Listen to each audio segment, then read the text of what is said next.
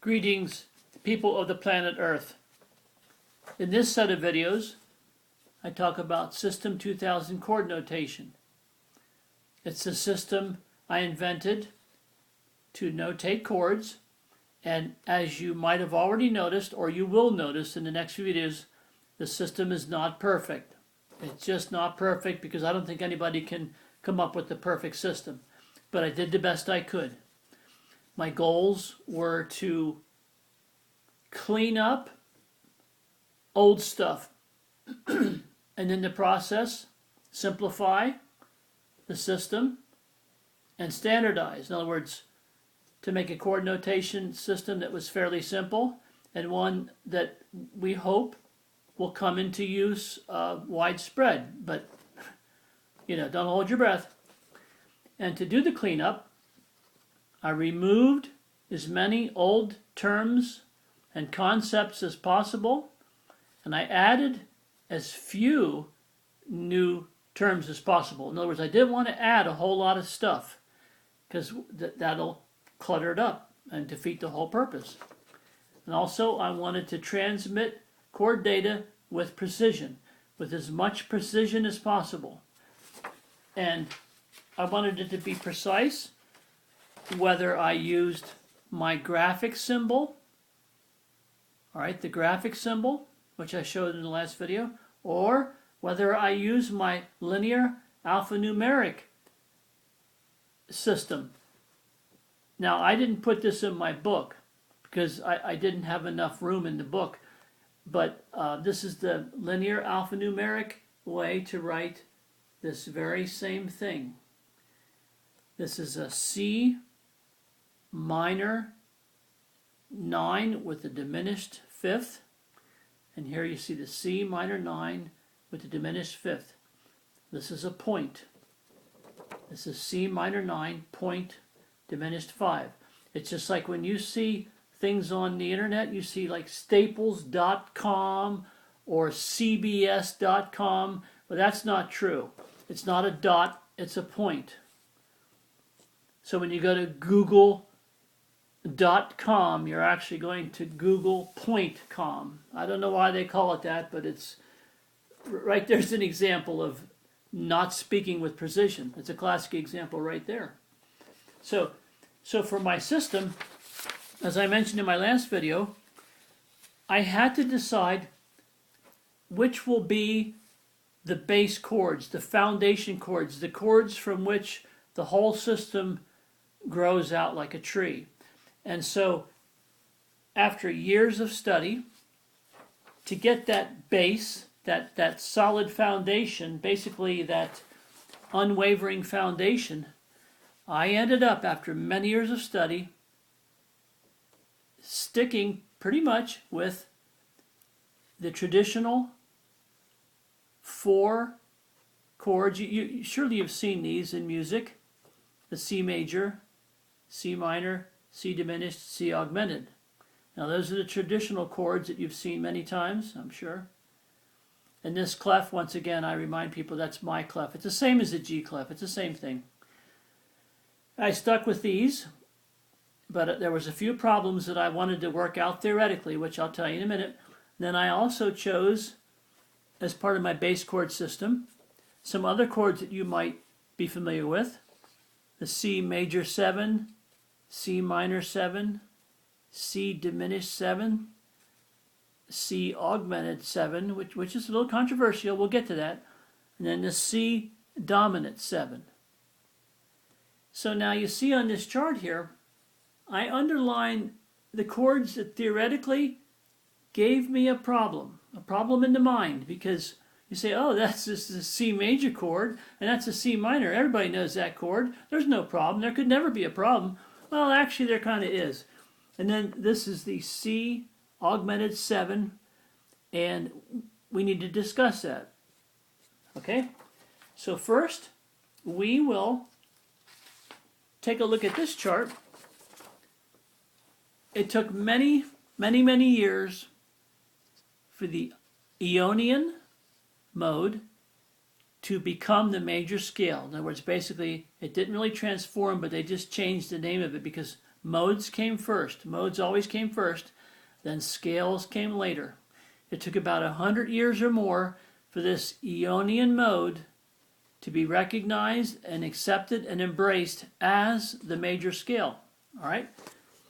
Now, down here you have the Aeolian mode, which morphed into the natural minor scale, and that morphed into the harmonic minor scale, and that morphed into the melodic minor scale, and that took 200 years to make that transition. Now I show you this because let's say you have the major scale. Just ignore that B. I threw that in. We'll get to that in a minute. But here's your major scale. This is the example I'm using is C4 to C5. All right? And I show you this because a theorist many, many years ago decided that your major chord would be your root, your third, and your third. I have M for major. I'm showing you how they developed a major chord. Your root, third, and your fifth. And that's how we get this major chord that we see on our chart of base chords. The very basis for the old traditional system and my system. All right, so that's how you get your major. Now, also from this scale, that's why I put this little extra B in here, because to get your diminished chord, instead of going up here to your B and going up, instead of going that way, we're down here, we threw a B in.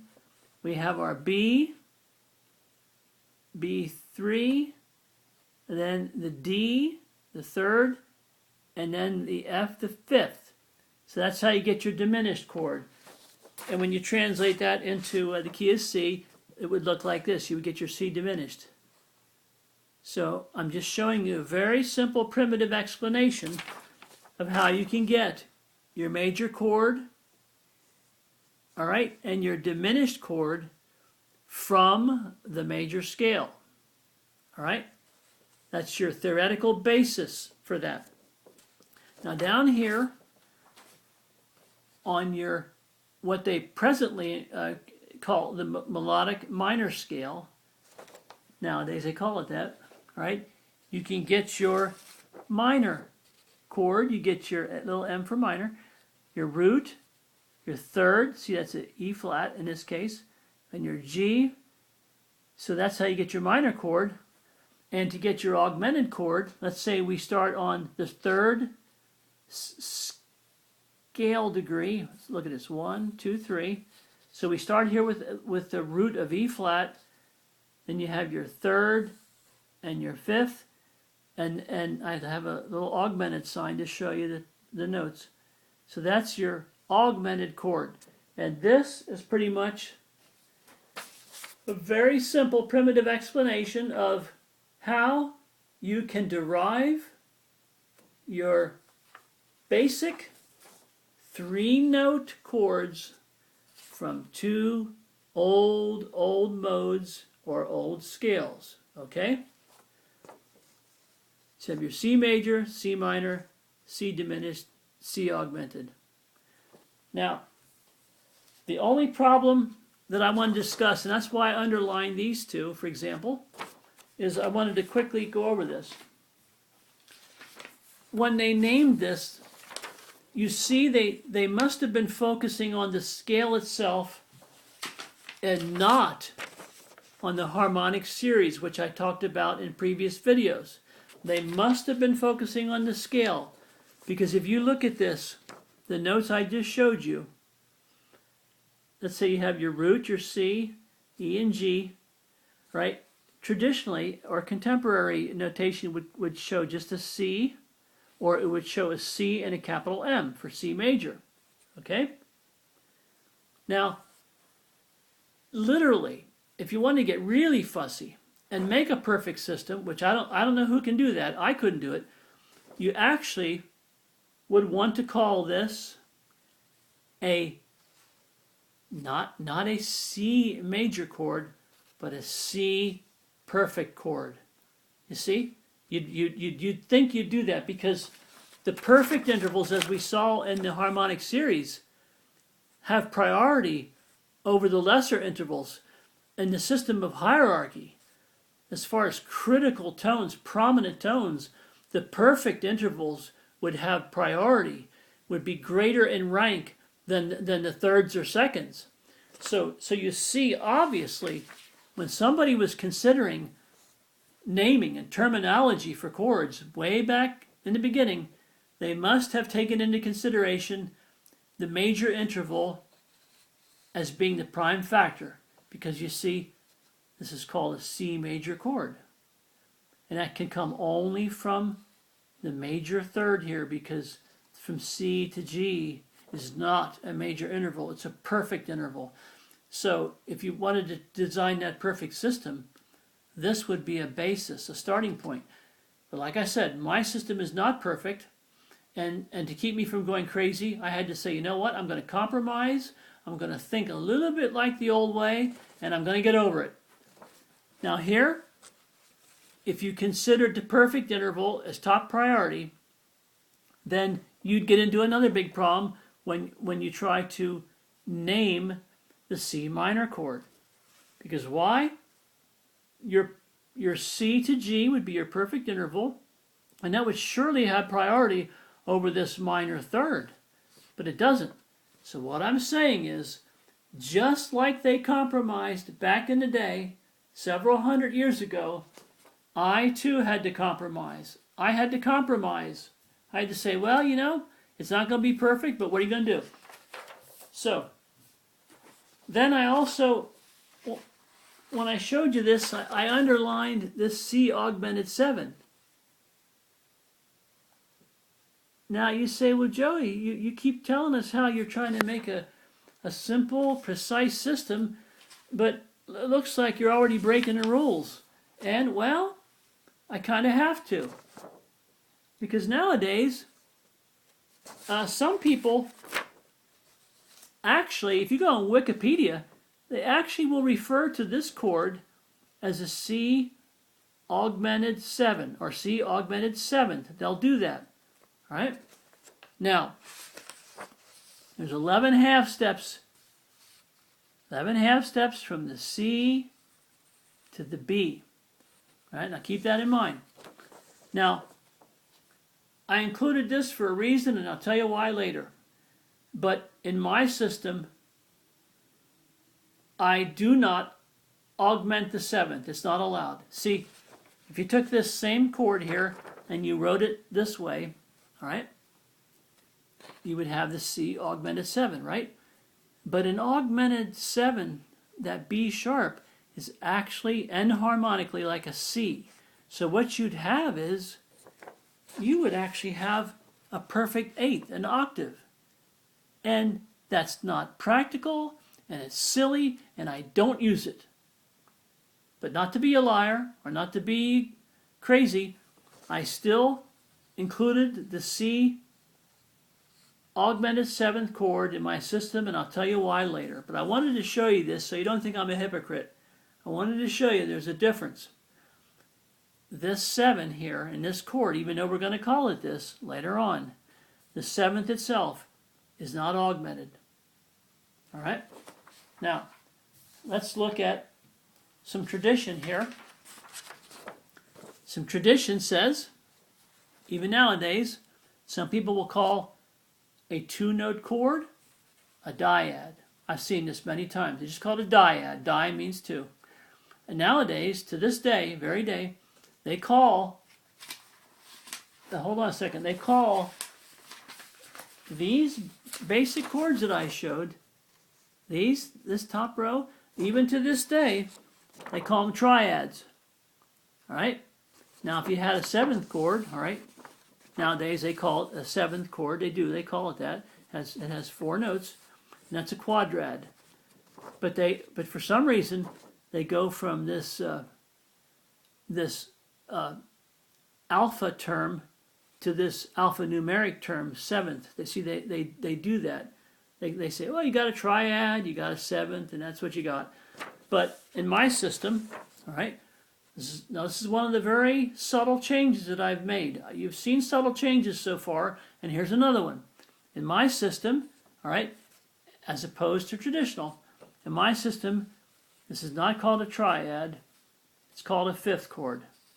It's called a fifth chord because the highest note in the bass chord is a fifth. It's very simple, not complicated, and nobody should get a headache from this. I have my seventh chords. The highest note in the bass chord is the seventh. In the ninth, you got the ninth. 11th, you got the highest tones, notes, 11th. And the 13th, I had to squeeze that in, is your 13th. So you have, in my system, your fifth chords, 7th, 9th, 11th, and 13th. And those are your bass chords. And I'll show you most of the chords in my videos in the key of C because it's easy and people are familiar with it. But my bass chords look almost identical to the traditional common chords. But theoretically, the theory behind it and the process of cleanup that comes later is going to be different and I think a little bit better. So you say, well, that's no big deal. This isn't very good. I say, well, it's good for the new student when the little children are learning to learn precisely, to learn with precision. That's the key. Now, down here when I showed these seventh chords, see these make good sense. Now I just showed you the C augmented 7 and I told you that granted the fifth is augmented but the seventh isn't. So that's a controversial term, but I included it in my system for a reason, and I'll tell you in a minute. But look at this.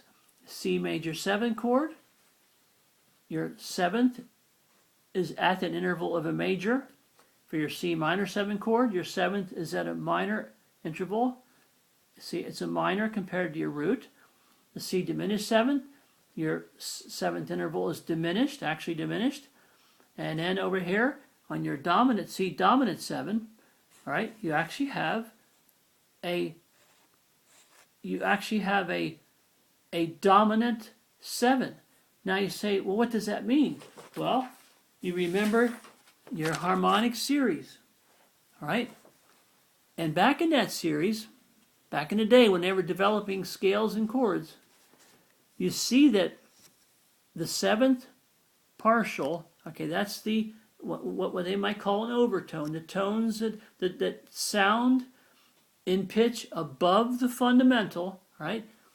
That B flat it's not a B major or a B natural. It's closer to a B flat. Now also keep in mind these tones on here in the harmonic series don't exactly match the ones we hear nowadays. This is an approximation, but you see this B flat that occurs when you're using a C fundamental is powerful and dominant. You see, it's a very critical tone. So this is can justifiably be referred to as a C dominant 7. And that's very important because I just showed you why, and if you get confused, don't worry about it. Because the whole deal with this system, like any of my systems, even with my accordion videos, is to have a different perspective, to try to get the student or the viewer to see what I'm seeing from my perspective. It makes accordion playing easier for me, it makes scales easier to understand, and it makes chords a whole lot easier to understand. So that's the whole idea. I took too long, I apologize, but in the next video I'd like to come back and go into specific chords and show you how it works. So thank you for being patient, and good night.